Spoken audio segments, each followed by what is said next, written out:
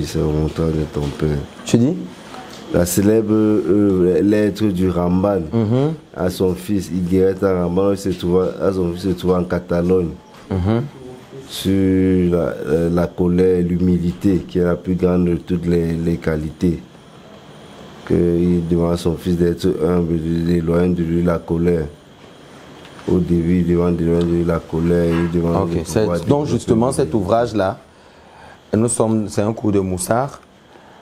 L'ouvrage, c'est justement Higueret à Rambam. Nous sommes à Ramban.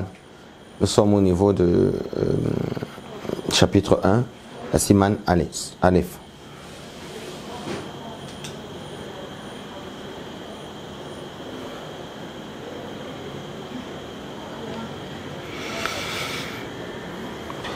Alors, il dit ceci.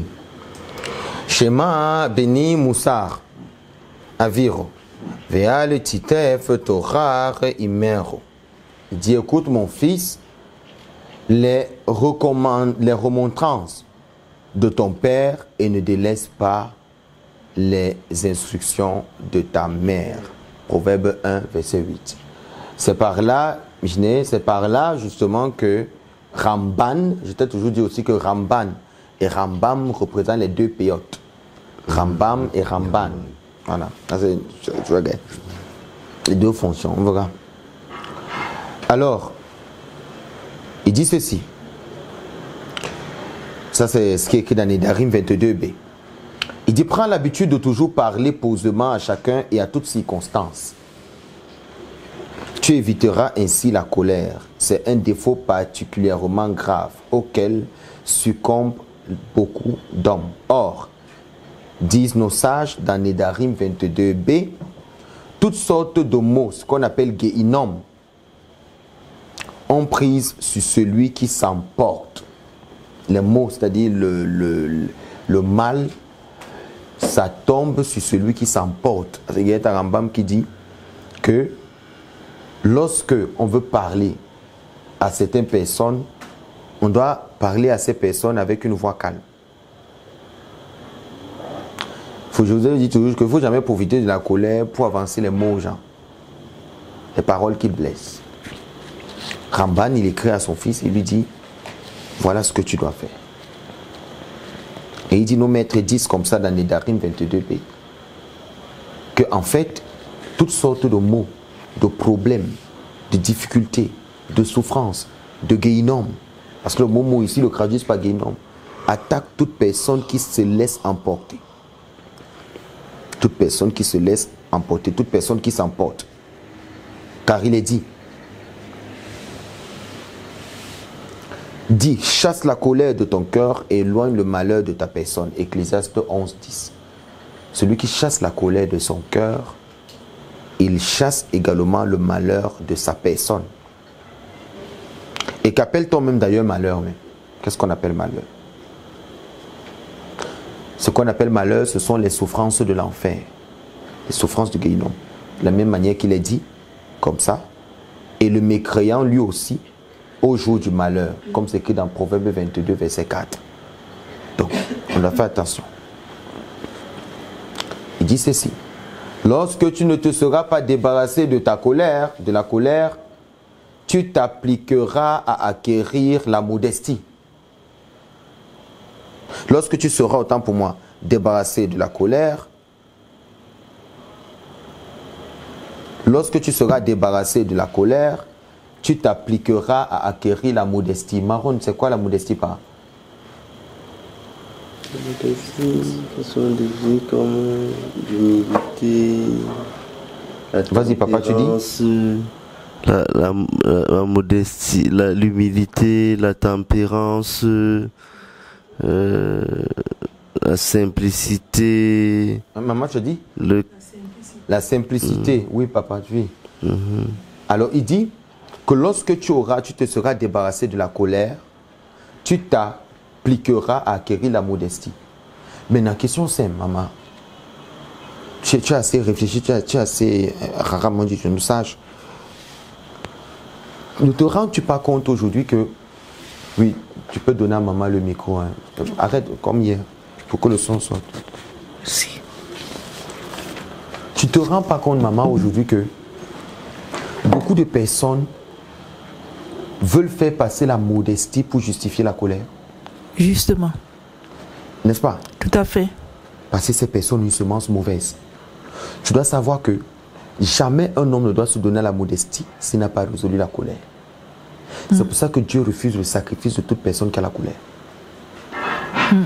Même si, il faut le savoir, une personne qui donne beaucoup et qui a la colère, sache que ce qu'il donne n'est pas compté dans le ciel. Parce que cette personne, par sa colère, te rappellera qu'elle t'avait donné. Justement. Tu vois, le choix des ouvrages que je prends, ce n'est pas pour rien. On ne peut pas être quelqu'un de modeste si on n'a pas résolu la colère. Et ça, vous êtes capable de dire aux gens qui écoutez, c'est écrit dans Igeret à Rambam, la lettre de Ramban à son fils. Au niveau du verset 2, il dit ceci. Il dit, tu ne peux pas te donner à appliquer la modestie si jamais tu n'as fini avec la colère. Toute la modestie que tu fais ayant la colère ne va t'amener nulle part. On n'a pas besoin de ce qui vient de quelqu'un de modeste s'il est coléreux. Une personne coléreuse, on ne prend pas ce qui vient d'elle. Pas du tout. Moins de choses, elle va s'énerver. Moins de choses, elle va prendre le téléphone et crier. Moins de choses, non. Non. Il y a certaines choses où vous devez beaucoup manifester le silence. C'est pour ça que je vous disais ici, la dernière fois, que vous n'avez pas besoin de courir derrière les personnes qui sont parties. Parce qu'en fait, certaines personnes vous provoquent pour vous amener à parler. Et le fait de parler, vous allez réussir à ne pas vous mettre en colère. Certaines choses, vous devez les laisser comme ça. Parce que la modestie, elle est inutile pour quelqu'un qui a la colère. Et bizarrement, tous ceux qui ont les problèmes de colère dans ce monde sont des personnes qui sont modestes à la base. C'est le bon côté de la chose. C'est Christ, quand je le dis. C'est beaucoup Christ dans mon cœur. Mais il faut le dire. Les personnes qui ont des problèmes de colère, ce sont des personnes modestes. C'est justement pour ça qu'elles sont modestes. C'est pour ça que leur réparation, leur tikkun sera compliqué. Parce que jamais ce qu'ils donnent ne sera accepté. Ramban dit, lorsque tu seras débarrassé de la colère, tu t'appliqueras à acquérir la modestie, qui est la meilleure d'entre toutes les qualités. Car il est écrit, la crainte de Dieu est le fruit de l'humilité. Quelqu'un qui est humble, tu ne peux pas agencer les deux. Tu ne peux pas être en même temps modeste, en même temps coléreuse. Non, tu ne peux pas. Tu ne peux pas. Ça ne marche pas. Il avance. Alara Dalet. Uvarvo Anirnav Tarle al Lifbera Medar Arira Ki Titef al Lavera Tamid. Il dit, c'est donc grâce à la modestie que tu acquériras la crainte de Dieu.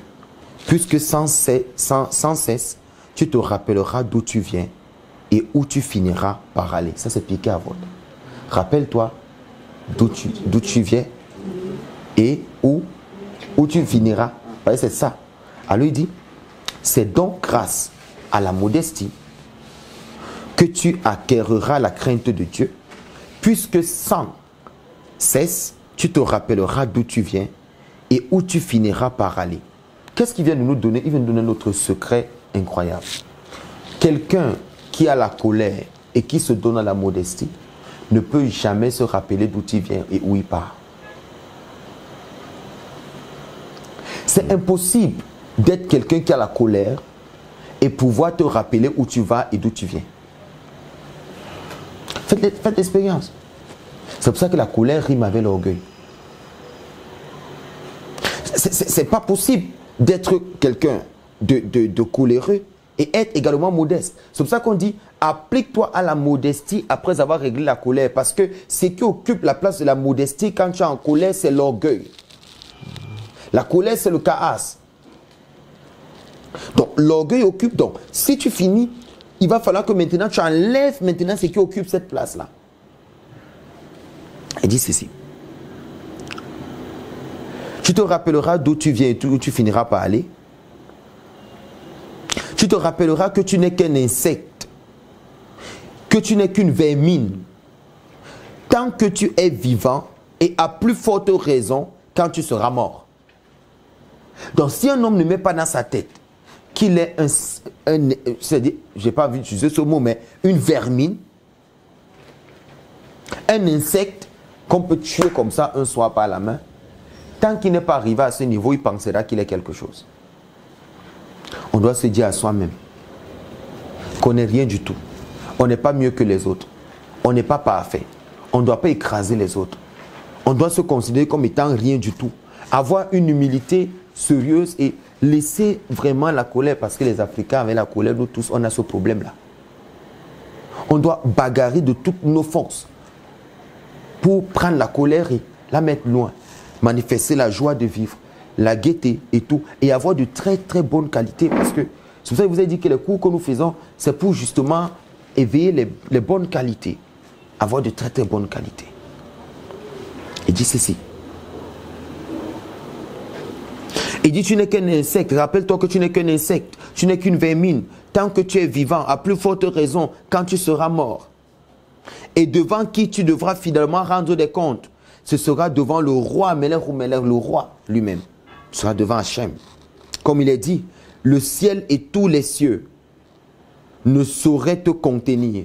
1 Roi 8, verset 27.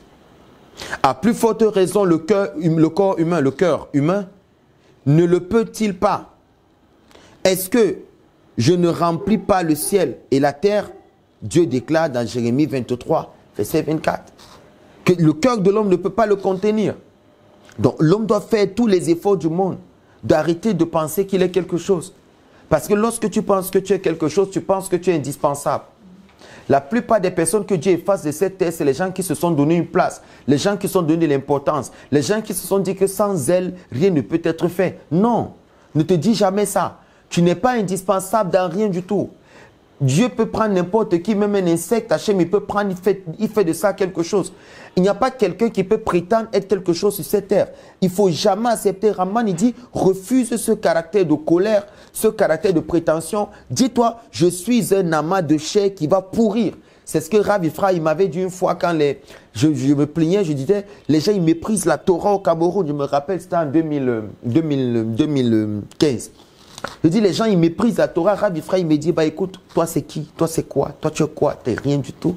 Mon rabbin me dit, il me dit, t'es rien du tout. Toi, il me dit, toi, tu es un amas de chair qui va pourrir, rongé par des asticots. Qu'est-ce que t'es? T'es rien du tout. Si c'est l'œuvre d'Hachem, lui-même prendra soin. Pourquoi tu personnalises les émotions qui sont liées à une œuvre qui n'est pas la tienne? Il dit, pourquoi tu penses que tu es quelqu'un? Il dit, t'es rien depuis ce jour-là.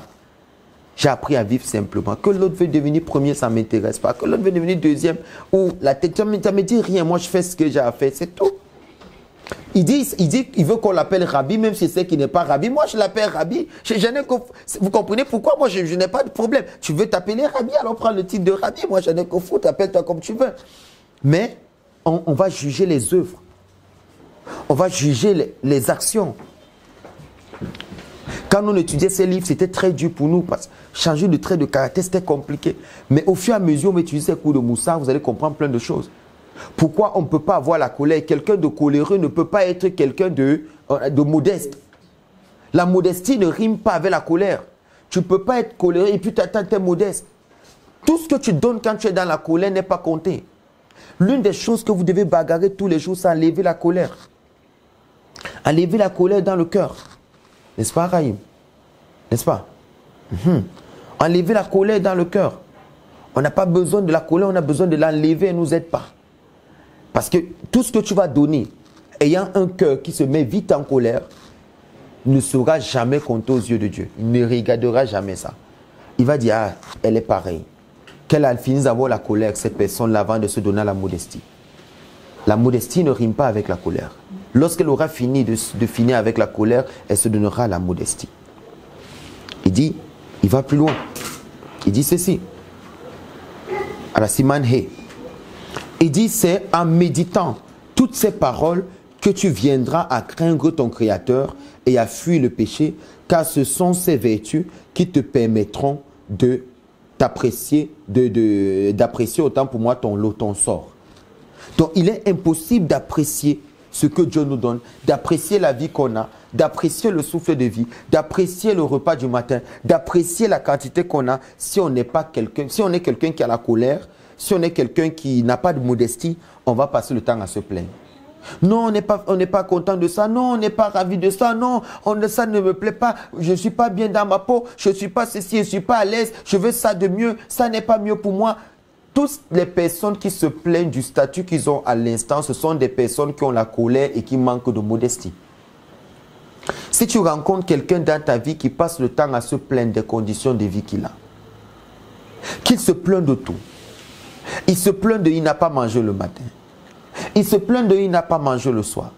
Il se plaint de il n'a pas des amis. Il n'a pas telle chose. Il n'a pas telle chose. On ne se plaint pas. On ne se plaint pas. Les plaintes annulent les prières. Il va faire tout pour te faire comprendre qu'il n'est pas satisfait. C'est ce qu'il expliquait aux techniciens aujourd'hui qui se plaignaient après avoir reçu de l'argent pour faire le chantier. Après, ils ont encore estimé qu'il fallait leur donner l'argent pour aller fêter la Pâque. Quand quelqu'un est un éternel insatisfait, c'est lié à ses mauvaises qualités. Généralement, les personnes qui en veulent plus, c'est les personnes qui ont la colère et qui ne savent pas donner. Parce que si elle te donne, elle va compter. Elle va te rappeler, je t'ai donné ça. Elles sont très dures. La colère.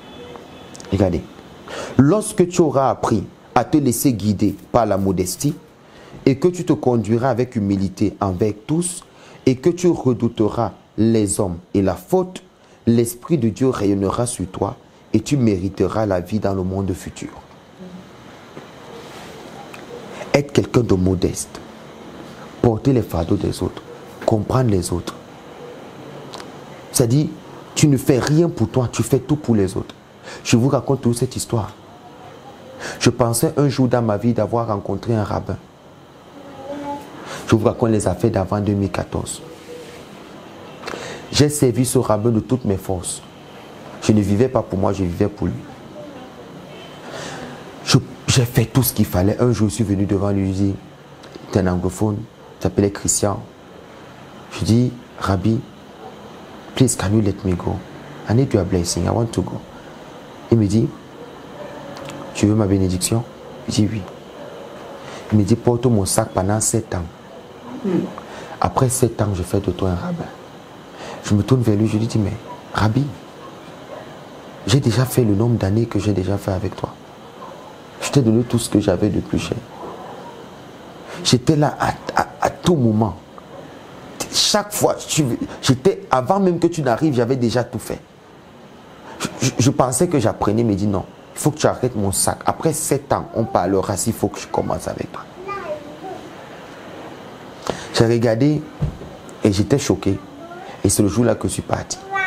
Vous savez, la vie dans laquelle vous vivez, le monde dans lequel vous vivez ici, vous devez apprendre à arrêter votre cœur. Parce qu'il y a des situations dans vos vies qui vont des fois vous faire prendre des décisions que vous allez regretter. Il y a certaines attitudes de certaines personnes qui pourront vous pousser à devenir une autre personne à cause de l'attitude de cette personne-là. À devenir quelqu'un que vous n'étiez pas. Des fois, une seule personne peut vous décevoir. Le comportement de cette personne vous rend coléreuse, avare, aigri, parce que tu vas estimer que l'homme en fait il est mauvais. Mais qu'est-ce qu'on dit ici? On dit le jour où tu vas apprendre à te comporter avec humilité, que tu auras la crainte des hommes et la crainte de la faute, ce jour-là tu mériteras le monde futur. Attends. Peu importe, les hommes avec lesquels tu vis vont t'énerver tous les jours. Mets dans ta tête que c'est un fait. N'attends rien de plus de l'homme que le fait de te faire sortir de tes gants. L'homme ne te donnera rien d'autre que le fait de te faire sortir de tes gants. Il dit ceci.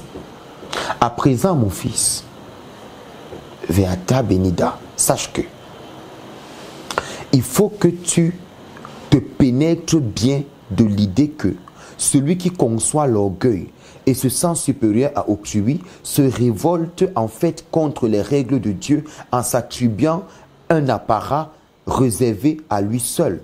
Comme il est dit, Dieu règne, il est revêtu de majesté. Regardez ce qu'il dit. Vous n'avez pas bien compris. Il dit, à présent mon fils, comme il dit, Veata beniada, sache que il faut que tu te pénètres bien à l'idée que celui qui conçoit l'orgueil, celui qui est orgueilleux, et se sent supérieur à autrui, parce qu'automatiquement, quand tu es orgueilleux, tu penses que tu dépasses les autres. Tu penses que tu es mieux que les autres. Tu penses que tu es meilleur que les autres. Comme quelqu'un m'avait dit une fois, ici au Cameroun, il me dit, de tous ceux qui prétendent être des rabbins au Cameroun, je suis au sommet, personne ne m'arrive à la cheville. Cette parole était remplie d'orgueil et de prétention. On dit, l'orgueil fait en sorte que tu te sens supérieur aux autres. Il dit, sache donc que celui qui conçoit l'orgueil et se sent supérieur à autrui se révolte en fait contre les règles de Dieu. Donc une fois que tu penses dans ta tête que tu es supérieur à Maron, tu es supérieur à Abraham, tu es supérieur à Abraham, tu es supérieur à Michel, tu es supérieur à Mariam, tu es supérieur même à Raïm, mon cher ami, tu te mets à dos toutes les règles de Dieu en t'attribuant un apparat réservé à toi seul. C'est-à-dire l'habit que tu portes là, c'est pour toi seul. Dieu n'est pas de cette nature. Il n'est pas de cette nature. D'ailleurs, il dit, d'ailleurs, de quoi l'homme pourrait-il s'enorgueillir? De sa richesse? C'est Dieu qui appauvrit et c'est Dieu qui rend riche. 1 Samuel 2, verset 7. De sa gloire, est-ce de sa gloire dont l'homme il voudrait se vanter? Celle-ci n'appartient-elle pas à Dieu seul, puisqu'il est dit, de toi émanent richesse et honneur, 1 Chronique 29, verset 12.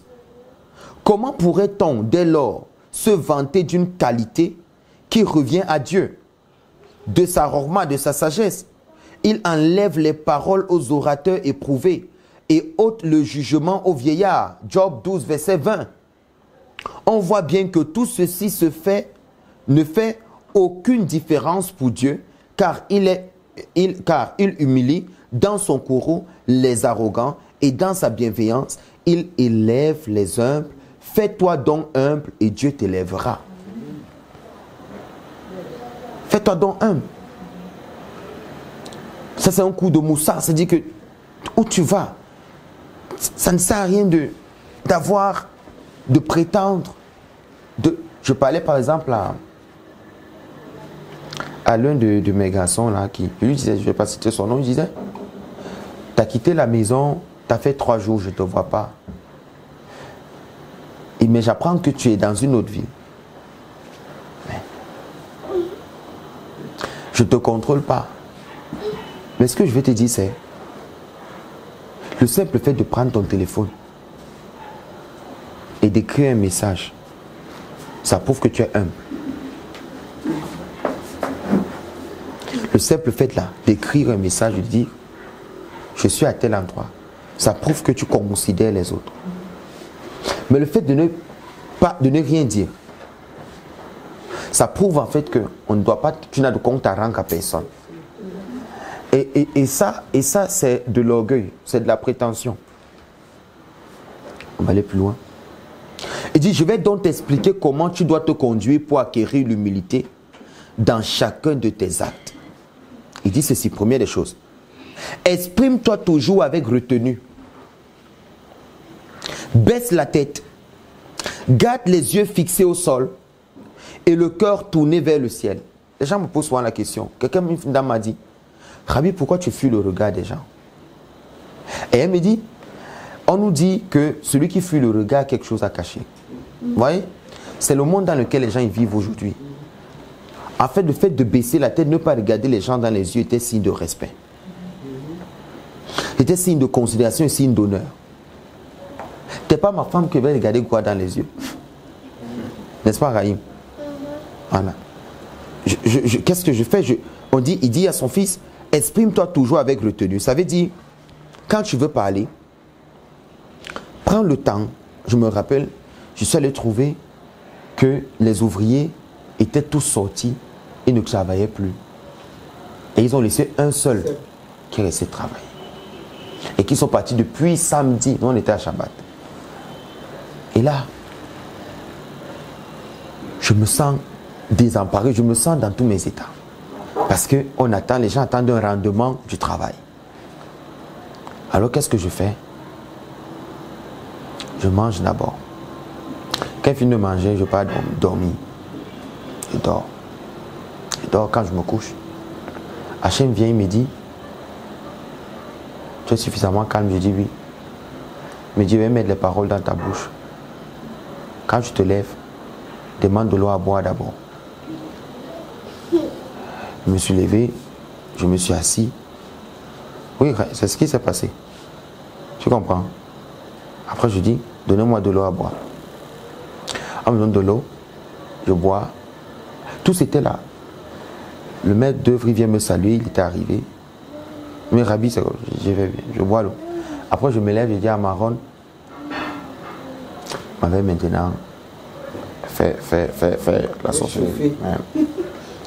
Quand je commence à m'avancer, j'entends Hachem qui me dit, arrive là, ne les agresse pas la parole, demande à Maron de t'apporter une chaise, assieds-toi sur la chaise, prie 10 minutes. T'as vu ce qui s'est passé? Maron, il vient avec la chaise, je m'assis. Je prie 10 minutes. Après, il me dit, dis à Serge qu'il appelle ses frères, ne les appelle pas toi-même. Et dis que tu veux que leur parle. Et lorsqu'ils vont venir s'asseoir, prends au moins 2 minutes avant de mettre la parole dans la bouche. Ok. 2 minutes. Je suis resté calme. 2 minutes. En 2 minutes, il avait mis toute la sagesse dans ma bouche. Il me dit, avant de parler, tu les remercies d'abord pour tout le travail qu'ils ont déjà fait jusqu'à maintenant. Avant de dire quoi que ce soit qui t'énerve sur leur façon de faire, tu vas d'abord apprécier tout ce qu'ils ont fait et reconnaître que quelqu'un d'autre ne pouvait pas faire ce travail si ce n'était que. Alors que je suis sur le point de leur dire, foutez le camp vous tous. Tu vois. Regarde, je suis sur le point de dire, à vous, vous sortez de mon chantier et je prends une autre équipe. Alors, quand je commence à... Parce que tout s'était préparé. Ils savaient que non. Ce qui va... Parce que tout c'était... Chacun était genre... Que peut-être il va nous chasser. Quand ils ont trouvé la voiture, moi je dormais. Je dormais. Donc, je suis resté. J'ai dit, ok, je voulais vous remercier, vous tous. D'abord, je vous remercie autant pour moi, pour ce que vous avez fait. Je vois le travail, les 36 piliers, c'est bien, les poteaux et tout, les semelles. Je suis très content pour votre travail, vraiment, que Dieu vous bénisse. Et je voyais comment les cœurs de chacun descendaient. À chaque fois, il fallait que je suive le discours qu'on a mis dans ma bouche. Donc, j'allais cas par cas.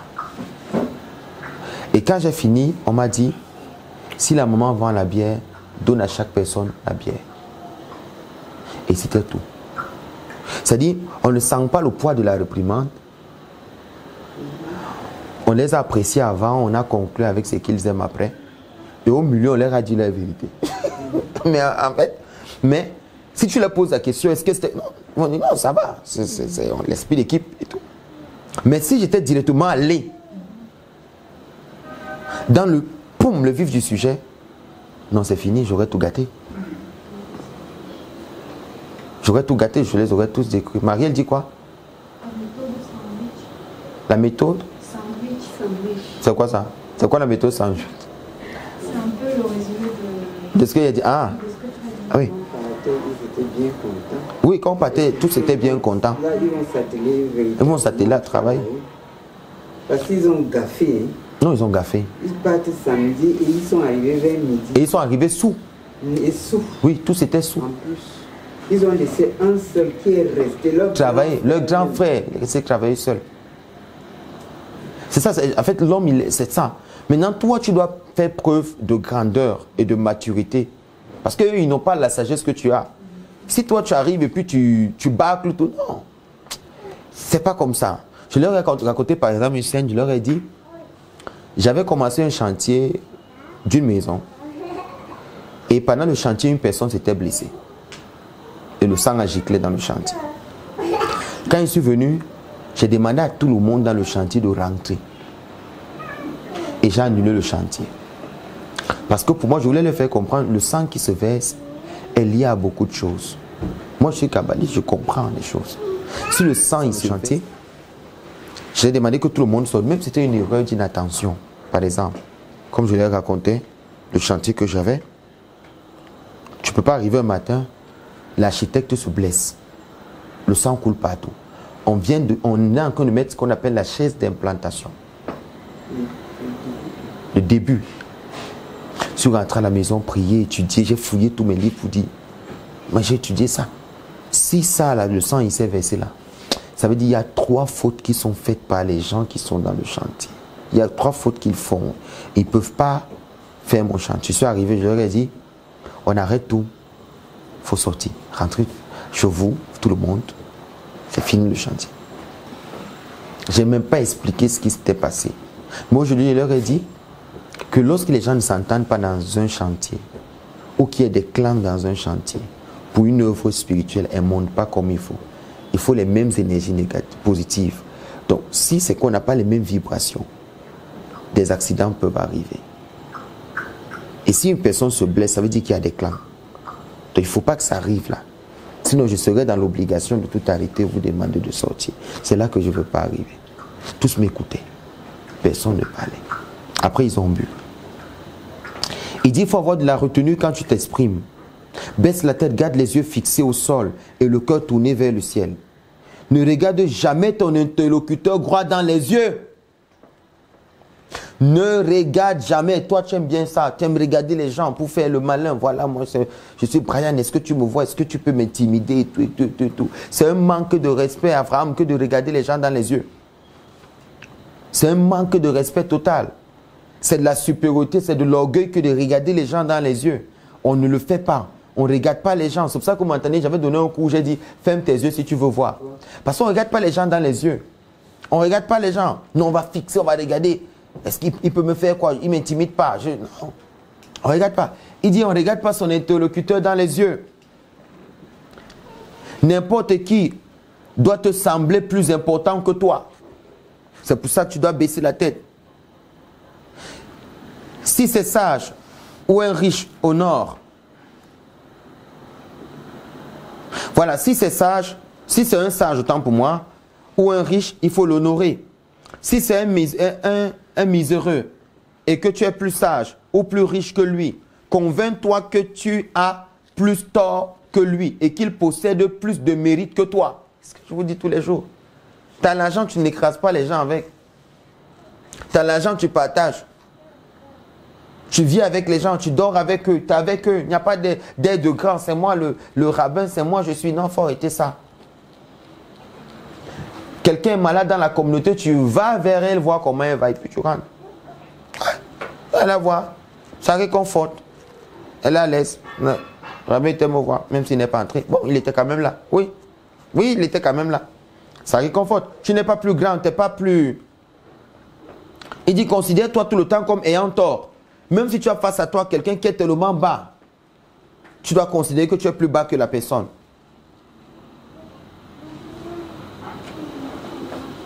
Convainc-toi que tu as tort et qu'il possède plus de mérite que toi et que les fautes qu'il commet sont dues à l'ignorance. Alors toi, tu les fais en connaissance de cause. S'il faute, c'est parce qu'il ne sait pas. Si Brian regarde les gens dans les yeux, c'est parce qu'il ne sait pas. Si Brian aime les choses, c'est parce qu'il ne sait pas. Il ne sait rien. Il est ignorant. C'est pour ça que tu ne dois pas être dur. Tu dois comprendre qu'il peut ne pas savoir. Ça peut arriver, n'est-ce pas? Ça peut arriver, non? Ça peut arriver. Donc tu ne tiens pas l'autre rigueur. Tu n'es pas dur avec Dadadou, n'est-ce pas? Parce qu'elle ne connaît pas comme toi. Alors qu'est-ce que tu fais? Même si elle fait quoi, tu ne parles pas, non? C'est ta petite soeur, non? Tu fais comment? Tu l'embrasses. C'est ça, non? Tu n'es pas dur avec elle, parce qu'elle ne connaît pas. Toi, tu connais plus qu'elle, non? Voilà. Tu as une tablette, elle ne connaît pas la tablette. Il ne faut pas gronder, il ne faut pas parler fort, il ne faut pas pleurer. Tu as compris? Donc, il dit, rends-toi bien compte dans toutes tes paroles, tous tes actes et toutes tes pensées, à tout moment, que tu te tiens, en cet instant même, devant le Saint béni soit-il, et que sa shrine à sa présence divine est au-dessus de toi, car sa gloire remplit l'univers. Tes paroles seront donc empreintes d'humilité et de respect, comme celles d'un serviteur qui se tient auprès de son maître. L'humilité. L'humilité. 10. Sache donc rester humble devant tous. Et si on t'interpelle, ne réponds pas à voix trop haute, mais doucement, comme le ferait un esclave devant son maître, n'importe qui t'appelle. Veille particulièrement à étudier la Torah, afin de pouvoir l'accomplir. Et quand tu auras achevé l'étude d'un texte, tu t'appliqueras à y trouver ce que tu peux en accomplir. Examine tes actes le matin et le soir. Tu consacreras ainsi ton existence à te repentir. C'est pour ça que le soir, quand le soir arrive, il est important de demander pardon, de faire teshuva. Et le ciel te répondra, Maroulera, je te pardonne. Mais pour ça, il faudrait que l'homme en bas zéro qui puisse d'abord se repentir. Détache ton cœur des pensées de ce monde pendant la prière. Et prépare-toi lorsque tu te tiens devant Dieu. Purifie tes pensées et réfléchis au sens des mots que tu prononces avant qu'ils ne franchissent le seuil de tes lèvres. Yes. Agis toujours ainsi à tout propos tous les jours de ta vaine existence et tu ne succomberas pas au péché. C'est ainsi que tu assureras la rectitude de tes paroles ainsi que de tes actes et de tes pensées. Ta prière sera pure, nette et claire. C'est à Dieu qu'elle s'agresse et il agréera, comme il le dit. Tu as affermi les cœurs, tu leur prêtes l'oreille. Psaume 10, verset 17. Amen, amen. On a fini le cours de Moussa. Vous avez pu comprendre l'essentiel du cours. Un résumé très bref. Nous devons être des personnes humbles. On doit enlever le chaos de notre cœur, la colère. Et que la colère ne rime pas avec la modestie. On doit d'abord finir avec la colère avant d'entrer dans la modestie. On doit purifier notre cœur des mauvaises pensées. On doit toujours se considérer être inférieur aux autres. On doit toujours se considérer être le serviteur. On ne doit jamais se considérer être le patron. Ouais. On doit toujours être humble. On doit toujours descendre. Considérer l'autre. Il n'y a pas de super tel moi je ne peux pas faire. Tout le monde doit descendre. Car c'est l'humilité qui apporte l'élévation. C'est ce qu'il y avait à comprendre. Qu'Hachem vous bénisse tous. Passez une très très bonne semaine. Rendez-vous demain pour la suite. Demain on fera, nous sommes arrêtés aujourd'hui à la Siman 13. Demain nous allons continuer le cours de Moussa sur Guéret à Ramban. Et on va parler de ça. Demain on continuera sur ceci. Et on va continuer également le cours sur Shari Kedusha. On fera les deux cours demain. Cours de Moussa et le cours de Shari, comme ça, cours de Shari Kedusha. Merci à ta chaîne.